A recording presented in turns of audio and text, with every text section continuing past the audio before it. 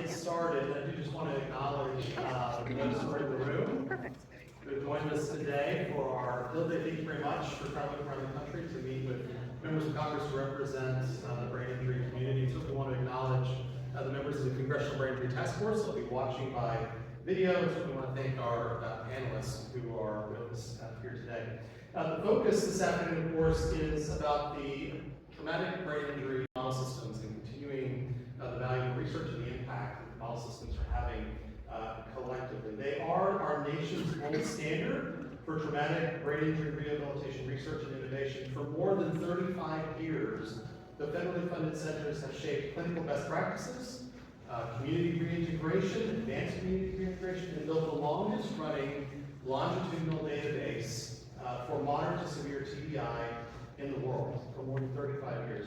What we're going to do here today is to really spotlight how the model systems are driving breakthroughs in TBI care, whether that's from acute to post-acute, so throughout the long-term recovery and the spectrum, and why continued federal investment is essential to sustaining the innovation, the equity, and the access to brain injury rehabilitation that model systems provide. So with proposed budget cuts on the horizon that are really threatening the future of these programs, our panel today, as we begin, each of our panelists will share a little bit more about themselves as they respond to our questions and go through the dialogue this afternoon. But I do just want to briefly introduce them from the beginning. So first we have Dr. Flora Hammond, who is the director of the Indiana TBI Model System, and she in a moment will be providing an overview of the research leadership and the national impact that the model systems provide. We also have Dr. Gary Talley, who is a dissemination coordinator for VCU's TBI Model Systems, and she's going to share a little bit about the clinical and the day-to-day perspectives, again from a clinician's perspective. And then we also are pleased to have Janelle Charlie, who is a brain injury survivor. She's going to speak on the recovery and the reintegration through the TBI model systems. That was really supported and strengthened from the care that she received from the model systems. And then certainly last but not least, we have Mary, who is a family caregiver for her son, who sustained a traumatic brain injury, and she's going to talk about the value of the support and coordinated care through the TBI model systems program. So let's go ahead and get started, and we'll dive into it. I do want to ask, first off, I want to maybe just go to Dr. Hammond and ask, Dr. Hammond, would you maybe just, for those who are not familiar in the room or who are watching my video, would you give a brief overview of the TBI model systems and what they do? Sure, thank you. So the TBI model systems is a really unique research infrastructure that directly impacts and translates the findings into clinical care. Very unusual, and being able to immediately translate the research. And it's done by a multimodal approach where 16 centers are funded. We reconvene every 5 years to serve this role. And we do single-site research, multi-site research, and the hallmark is our longitudinal database. This longitudinal database we've now, as you Rick mentioned, is the world's largest and longest running database with over 21,000 people who have been enrolled, regularly followed, with over 700,000 follow-up visits for over 35 years. So we can then use that information to do our research. Thank you. Dr. Hammond, if you would, just to extend upon that a little bit, could you talk for a moment about what makes the TBI model systems unique, if you will, the niche, the value they provide in terms of being a research program? Yeah, so most research is more short-term, limited, on an isolated focus, and often concerned about mechanism of injury, mechanism of how treatment works. The TBI model systems work is focused on the ultimate aim of improving health and function, community living, and employment. And it's done with this hallmark database that we can look to see what kind of trends are happening, what kind of problems are people having, what medical issues, what are causes of death years post-injury, are people improving or declining? So it's really changed what we know about database, what we know about brain injury. When I went through med school, we were taught that very little about brain injury, but what we were taught is brain injury outcome is static. And what we found from the TBI model system data data set is that's not true at all, that people change from year to year as we are interacting with them and they're telling us their stories. And so that in turn has told us that we actually need to do different research, different treatments, and we need to start delivering different care to our patients. So the whole aim is different than the usual research. This longitudinal database has been an amazing resource, as I mentioned, and it's led us to various insights and breakthroughs that have helped us form clinical care guidelines, to actually change the care we're giving, to develop new tools, use medications differently or know their effectiveness, to develop diagnostic tools and measurements, and dispel the myths like the one that I already mentioned. And getting the 16 centers together just fueled innovation, getting the leaders across the country together and having us collaborate together as opposed to competing together. And then taking that information and feeding it immediately back into clinical care. So we're not just improving science, we're actually improving the care that people receive. Well, that's a great segue. Thank you, Dr. Hammond. I certainly want to invite for any guests who are in the room. If there's questions along the way, please feel free to raise your hand and we'll field questions as we go. And I'll certainly repeat those for those who are watching this on video.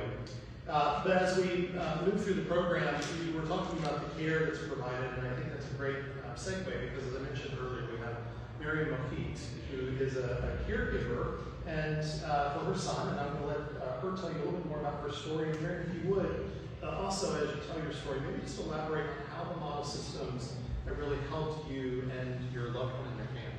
Sure. So I am a mom of 3 wonderful kids. The youngest, Ari, he had just was about to start his junior year in high school. He was honestly living his best teenage life.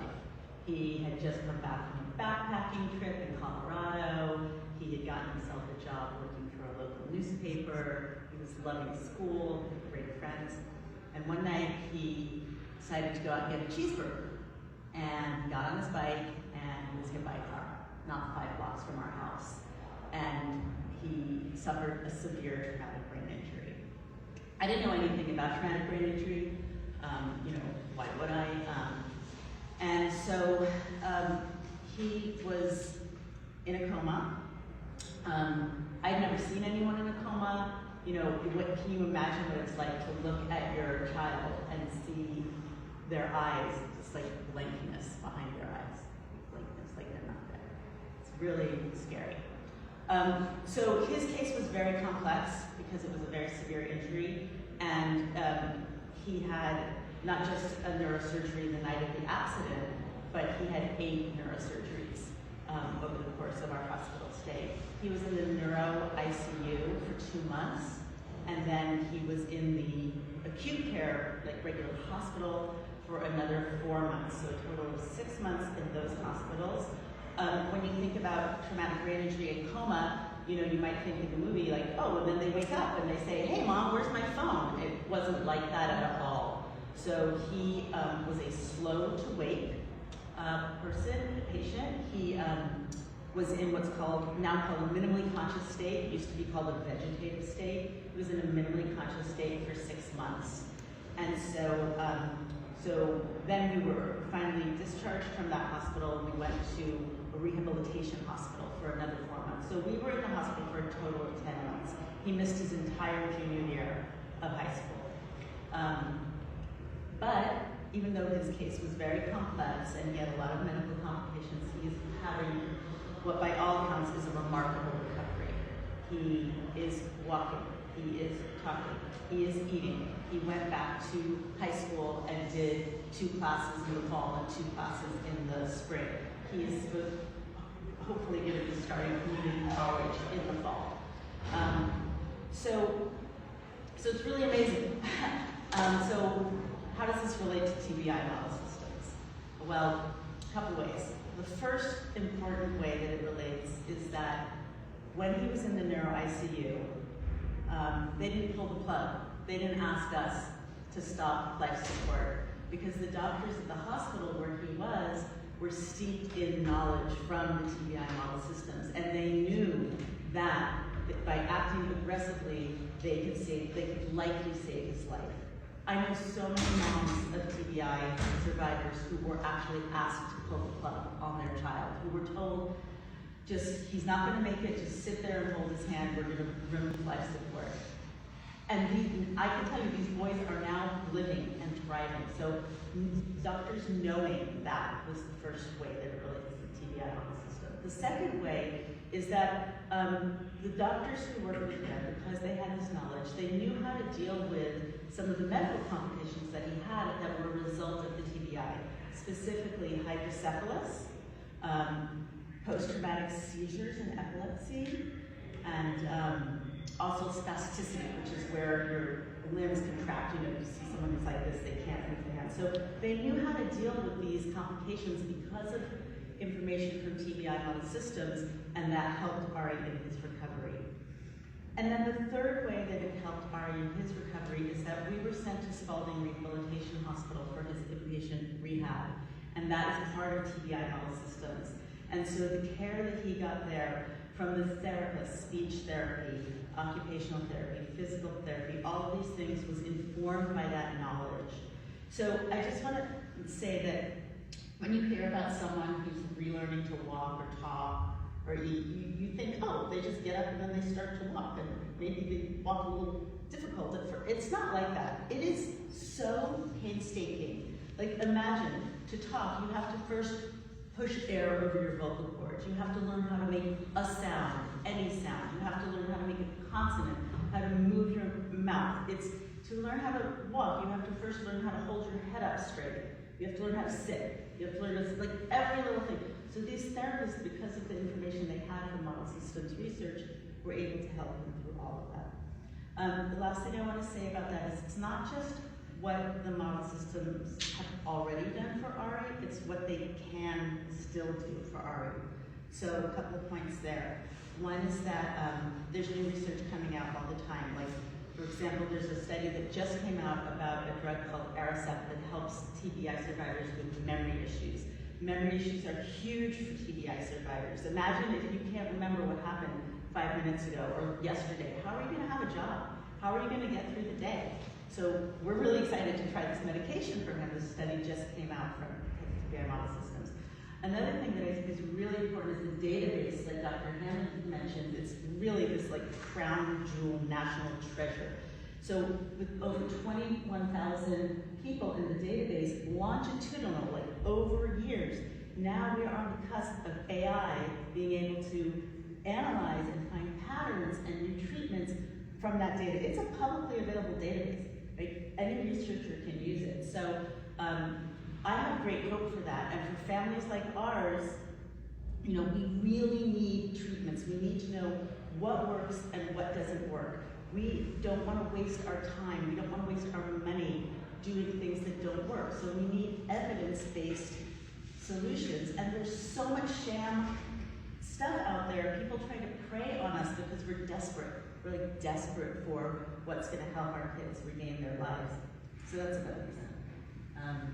Yeah, I could talk about this for a long time. That's wonderful. We love your passion.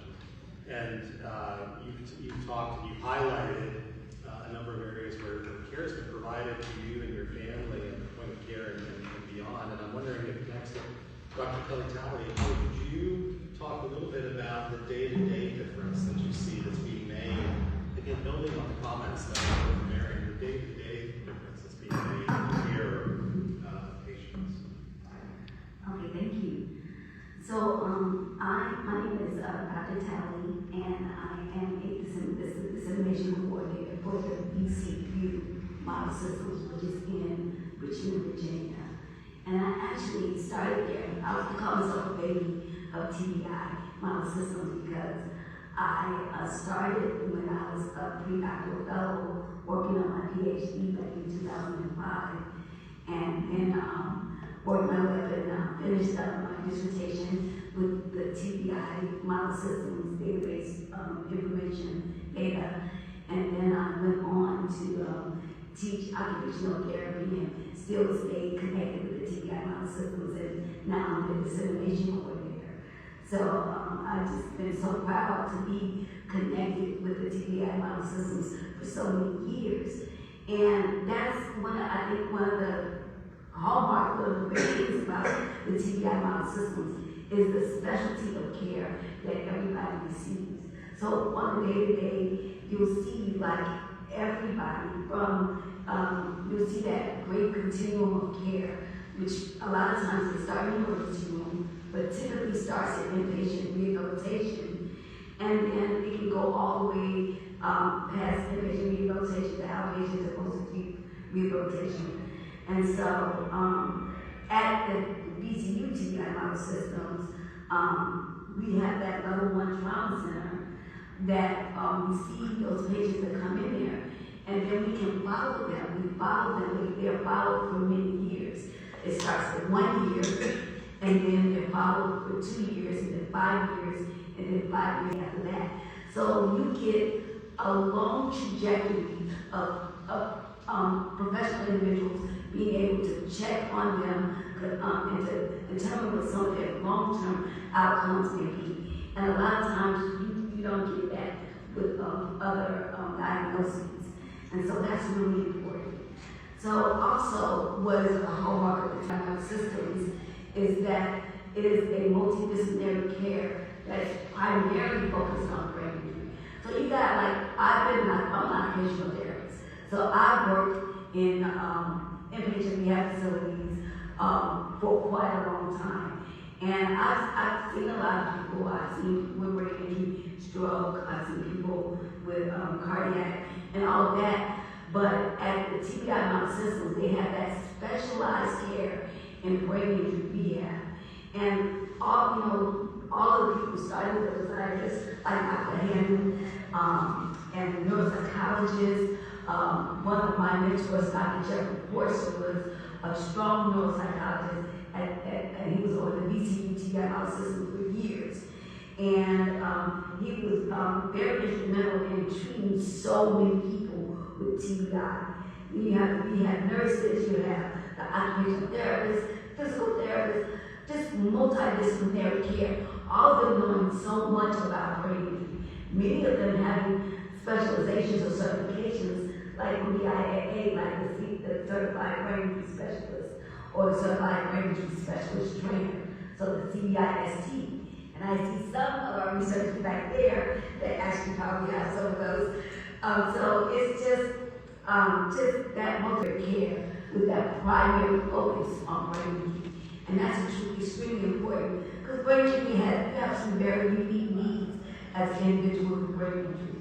And you have to look at a lot of times, not just the physical ramifications of it, but then also the mental, also the emotional, also the behavioral, and of course the cognition.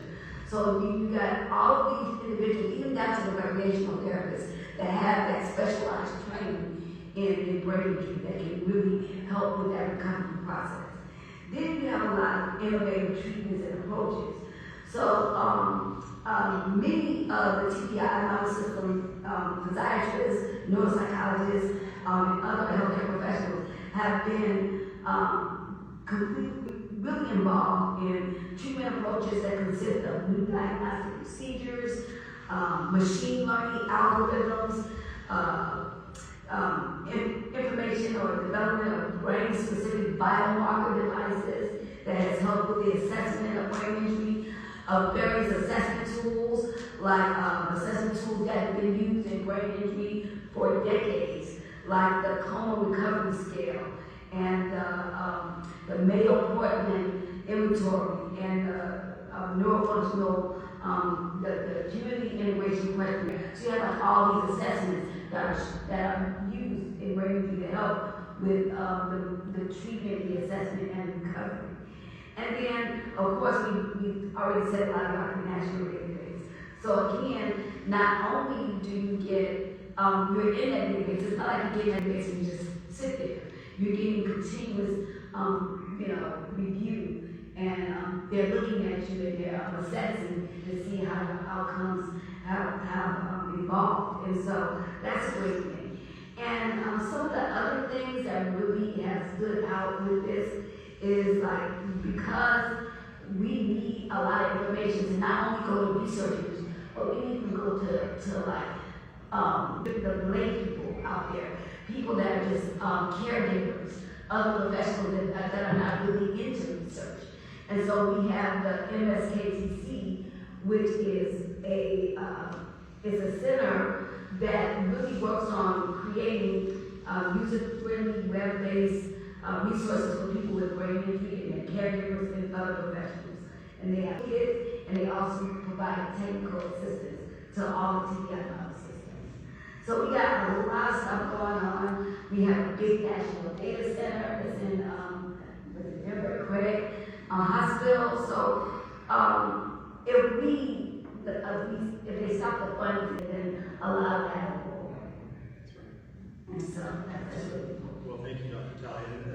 And so I think that was wonderful, and I think that I hope you sort of get a sense now that we are giving a variety of perspectives from an overview of what TBI Model Systems do, the value that they provide, the impact that they're having on families, the day-to-day care, and the breakthroughs.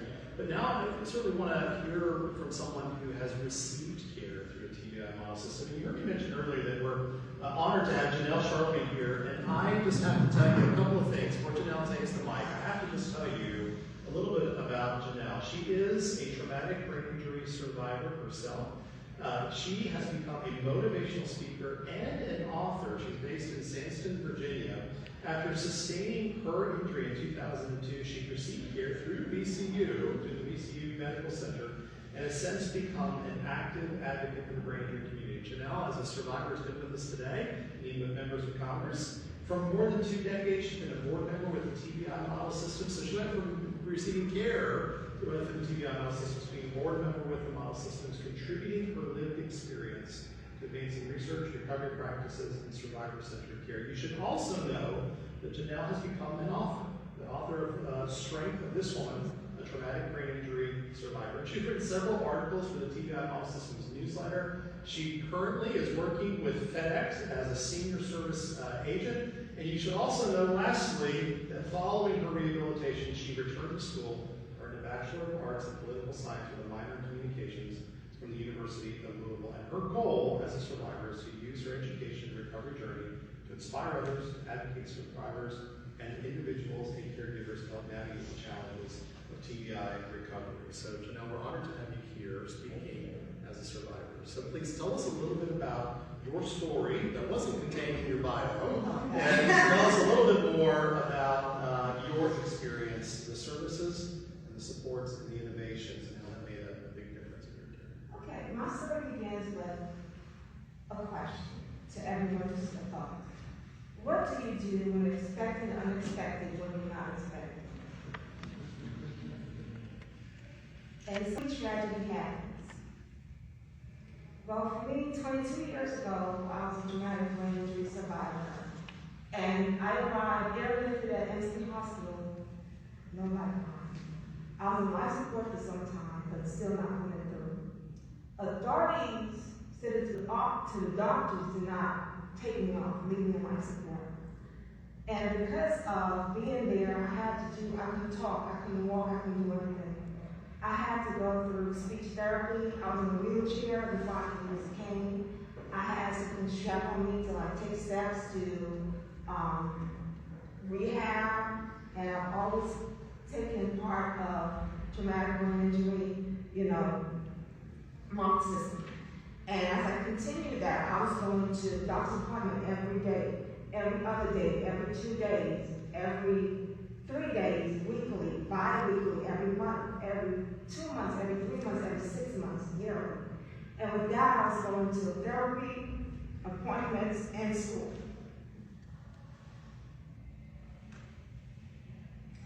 And also, continuing my education, I transferred to Google from Richmond, Virginia. I kept in touch with who was then part of the TBI Model System. She's no longer in the Richmond. She relocated to Alabama, but also started and also retired as well. And I always contribute my stories to help people know that you can go through a situation, but you can still come out making it. And I was like, my tragedy can lead to a breakthrough.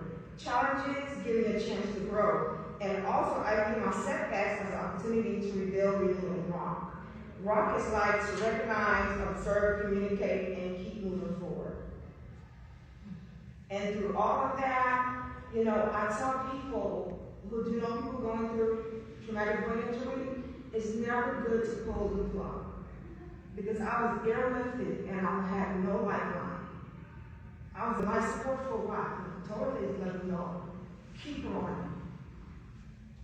And I've done a lot of original speaking in different areas, different states as well. And here I am at a larger place today. So life is full of surprises. You never know what the next step will be. Thank you. Your story is inspiring. We thank you for sharing it.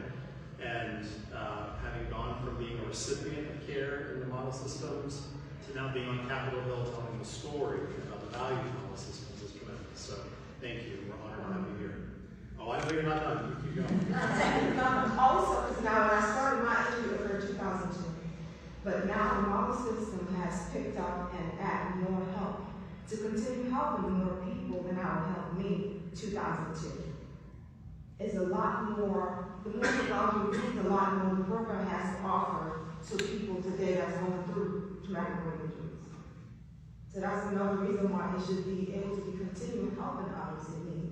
That need the help is that helping us to rebuild, renew, and to have some form of independence.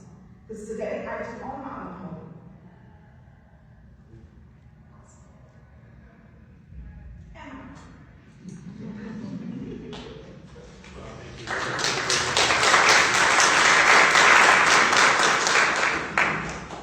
So I hope that for those in the room, those who might be watching by video, I hope that you can see the value that the model systems is providing. I'm going to ask our panelists in just a moment for any parting or sort of closing thoughts that they would want members of Congress to know. But I will say that we at the Brain Injury Association of America will urge Congress, we are urging Congress, that the TBI Model Systems are the only federally funded network focused exclusively on moderate to severe brain injuries, conditions, and outcomes. So that's number one, the only federally funded network for moderate to severe brain injury care and outcomes. Second, these systems generate, as you've heard today, evidence for national treatment guidelines, evidence-based national treatment guidelines to help influence policy and improve patients' quality of life, which you've heard about here today. Third, that eliminating or weakening the TBI model systems would lead to a loss of data, stalled innovation, and worsened outcomes for survivors and their families across the country. And that lastly, continued investment is essential to ensuring progress in brain injury rehabilitation and reintegration, and ensuring that it continues. So, thank you for being here today. Again, before we wrap, I'm going to ask our panelists if they have any parting thoughts for members of Congress to consider. So let's start at the end. Mary? Yeah, sure, I do. So I guess parting thoughts, I would say, number one is that brain injury can happen to anyone, right? It can happen, like my son, on a bike, hit by a car. It can happen with a baseball pitch gone the wrong way, a blast injury for someone in the military. It can happen to you, it can happen to your kids. It happens out of the blue. So that's number one. Number two, it really impacts a lot of people. This statistic floored me. So approximately 24% of U.S. adults have suffered traumatic brain injury, meaning loss of consciousness, some injury that caused memory problems. That doesn't even count stroke. So that's about something in the mid 60 million, 64 million people in the U.S. who have. And then if you think of the ripple-on effects to the families, it really impacts a lot of people. So investing in TBI model systems is like a huge bang for the buck in terms of improving outcomes and those lives. And just like Janelle here, like these people can get better, they can improve, they can have independent, productive lives with the right supports. And then the third thing, and then I'll be quiet, third thing is that it's not just the survivor, the family, it also has impact for all of society. So two other statistics that floored me. 50% of homeless people have a TBI.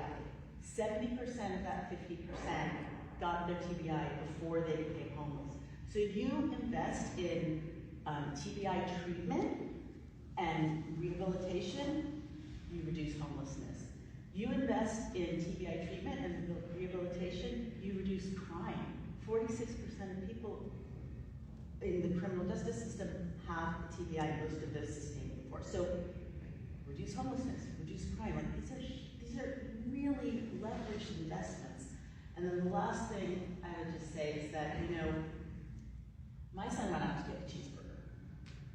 His life has changed forever. My life has changed forever. I, of course, had to leave my job. I'm a full-time caregiver now.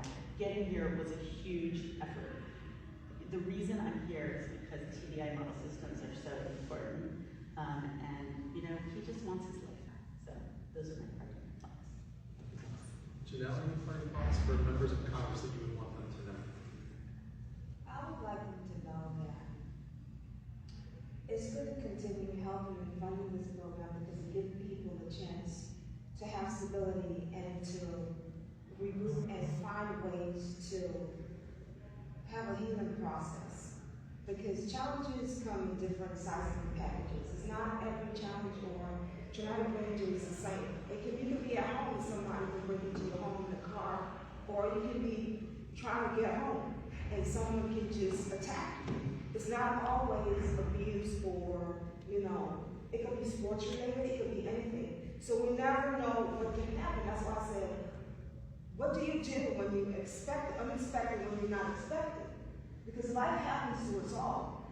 And cutting this program, a person may not know anything about, you know, they can be injured, but then someone can inform them and they can get the help they need to rebuild. And just look at things in a new light, a way for you to, you know, start over and have a positive outlook in life. Because sometimes people feel helpless because they have no help and nothing to turn over to negative, whether it's drugs or anything that's not, you know, to help them get back on track. So it's never good to take away stuff that's helpful to people. As for me, what if I didn't receive any help from VCU Health and Injury Model System? I won't be here. Thank you. And if you're on that, Kelly, I'm going to ask you anything that you would like members of Congress to know as we were closing. Yes, thank you. What I would like to say is that the TBI Model Systems has been such a special and important thing in my life. It's because I understood what it could do for so many people, what it has done for so many people. I came to study at the TBI Model Systems because I am a survivor. I had a TBI, a severe TBI in 1992. But I made it through, and I made it to graduate school, and I came to VCU to study traumatic brain injury. And I think back and I see what it's done, and I'm like, oh God, I wish the TBI Model Systems company started back then. There was one in Chicago. So I was like, oh God, I wish I had all of this good information, and it would have been so much easier for me to navigate through life. And it was difficult. Even though I did do it, and I felt like we need the TBI Model System because it's nothing like it. It's very unique in its resources for such a unique injury that has a lot of needs and can be very complex that no other type of good system could ever be done. And so it's really important for us to keep going. All this rich data that we collected ever since 1987, 89, we have so much, and there's so much more we can do. There's so many more people we can reach, and so we have to keep that. Well, just when I think we can't improve, and Flora, Dr. I'm going to have to ask you maybe to have the final word here. What would you like members of Congress to know? Yes, and we've told you about the impact of the TBI model systems. Stop for a minute and think about the impact of a loss of funding. And what that would mean is we would lose contact with our participants that have informed this incredible data set that have told us that it changed the care because we now understand long-term outcomes. We would lose their stories and the ability to ask those critical questions about recovery and treatment to feed the next set of treatments that we can create. We lose that engine of innovation. We lose the contact of the leaders in TBI Model Systems coming together and a training site for people interested in the future of our care providers who come to the TBI Model Systems to learn their trade. And we lose the leadership that we're providing. And lastly, lose the ability to serve the people that we serve with TBI, who we're feeding this information to, we're translating the research into clinical care. The TBI Model Systems really serves as a lifeline for them to get the information they need, and we would lose that. Well, thank you. I want to thank all of our panelists, and we can give them a round of applause, please. And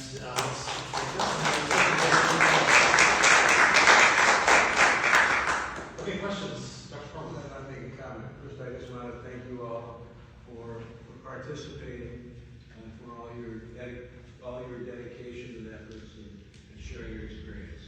I want to say that to the members of Congress that Miriam said one word that I think summarizes this really well. She said "we," and that when people have a brain injury, it's not an incident; it's a chronic disease, or has the potential to be a chronic disease. And so, when somebody breaks their wrist or breaks their leg, they don't say, "Well, she said, well, we were in the ICU for this period of time. We were in the hospital for this period of time," because it affects the whole family and all the other people that they're associated with as well.